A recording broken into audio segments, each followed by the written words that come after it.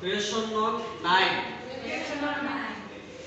Success cannot be সফলতা হতে পারে না achieved অর্জিত without efforts চেষ্টা ছাড়া। আচ্ছা এই সেন্টেন্সটা অ্যাফার্মেটিভ না নেগেটিভ? এখানে একটা নট আছে না?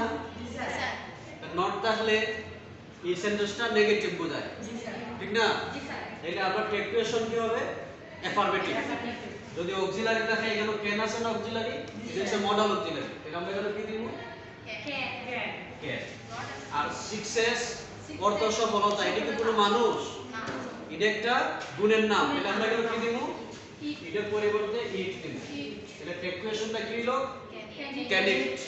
ঠিক আছে? ওকে। এখন দেখো বি নাম্বার।